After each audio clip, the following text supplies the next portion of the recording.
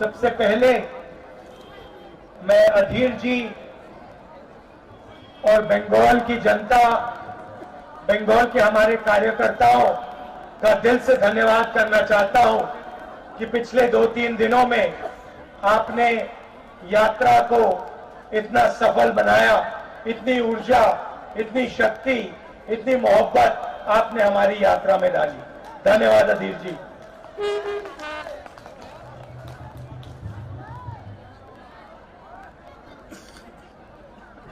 एक साल पहले हमने भारत जोड़ो यात्रा कन्याकुमारी से कश्मीर तक शुरू की।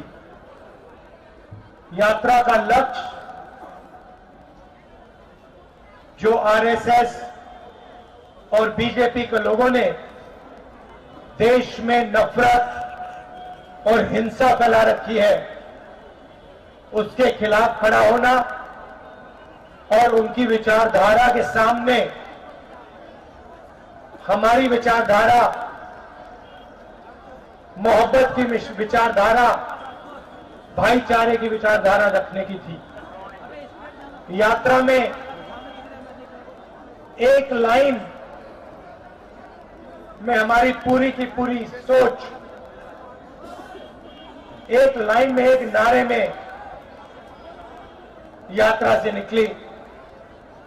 नफरत के बाजार में मोहब्बत की दुकान खोलनी है और जहां भी ये नफरत का बाजार खोलते हैं वहां कांग्रेस पार्टी, हमारे अलायंस पार्टनर मोहब्बत की दुकान खोल देते हैं। इस यात्रा में हमने न्याय शब्द भी जोड़ा। पिछले साल काफी लोगों ने हमें कहा कि कन्याकुमारी से कश्मीर आप चल लिए, बंगाल, मणिपुर, नागालैंड, अरुणाचल, झारखंड, छत्तीसगढ़, उड़ीसा, इन प्रदेशों का क्या होगा। बहुत सारे लोगों ने कहा कि आपको दूसरी यात्रा भी करनी चाहिए, झारखंड में से निकलना चाहिए, बंगाल, उड़ीसा, बाकी स्टेट्स में से भी निकलना चाहिए। तो इसलिए हमने दूसरी भारत जोड़ो यात्रा शुरू की और इसमें जैसे मैंने कहा हमने न्याय शब्द जोड़ दिया, क्योंकि हिंदुस्तान में आज करोड़ों लोगों के साथ अन्याय हो रहा है। यहां पे हजारों युवा हैं। आप चाहो भी तो नरेंद्र मोदी के हिंदुस्तान में आपको रोजगार नहीं मिल सकता। सही बात है, गलत बात है?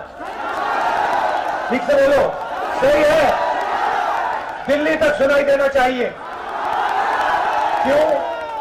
क्योंकि नरेंद्र मोदी ने नोटबंदी की, गलत जीएसटी लागू की और जो छोटे व्यापारी हैं, स्मॉल एंड मीडियम बिजनेस जो चलाते हैं, उनको नोटबंदी से, जीएसटी से उनको खत्म कर दिया। तो जो हमारी रोजगार की रीढ़ की हड्डी है, उसको नरेंद्र मोदी जी ने, बीजेपी ने तोड़ दिया और नतीजा यह है कि हिंदुस्तान में आज करोड़ों युवा हैं, मगर 40 साल से सबसे ज्यादा बेरोजगारी हमारे इस देश में है। क्योंकि नरेंद्र मोदी जी चाहते हैं कि युवाओं को रोजगार ना मिले और हिंदुस्तान के 2-3-4 अरबपति इस देश का पूरा धन उठा के ले जाए। तो हमने आर्थिक अन्याय, सामाजिक अन्याय, किसानों के खिलाफ अन्याय, आदिवासियों के खिलाफ अन्याय, इन चीजों के बारे में हम यात्रा में आपसे बातचीत करना चाहते हैं और आपके दिल में जो है, जो आपका दर्द है, इस यात्रा के माध्यम से हम देश के सामने इसको रखना चाहते हैं।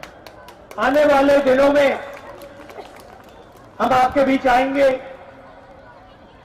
आपसे बातचीत करेंगे, युवाओं से, किसानों से, मजदूरों से, आदिवासी भाइयों बहनों से आपकी बात 6-7 घंटे हम सुनेंगे और अंत में जैसे आज 15-20 मिनट का हम भाषण करेंगे।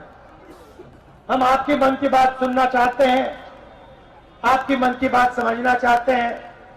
हम अपनी मन की बात आपने सामने नहीं रखने आए हैं, हम आपकी बात सुनने आए हैं, आपके दिल में जो है वो समझने आए हैं। आने वाले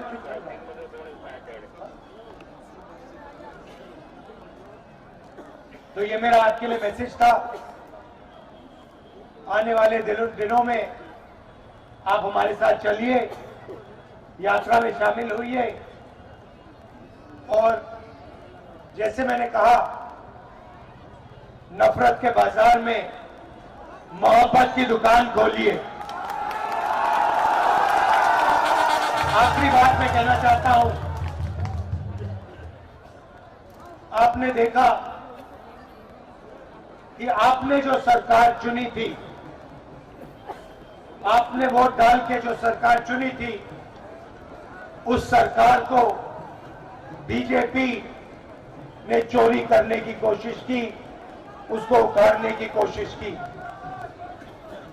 और मैं खुशी से कह रहा हूं कि उनकी जो साजिश थी, उनके खिलाफ हम सब खड़े हो गए और आज यहां हमारे चीफ मिनिस्टर साहब नए इलेक्ट होके आए हैं।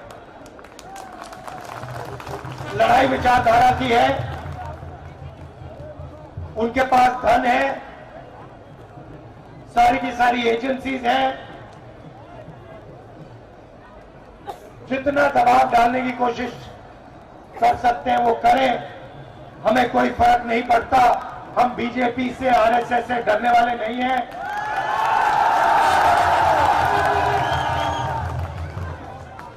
तो मैं झारखंड की जनता को बधाई देना चाहता हूं कि आप डरे नहीं, आप पीछे नहीं हटे और आपने अपनी सरकार बचाई।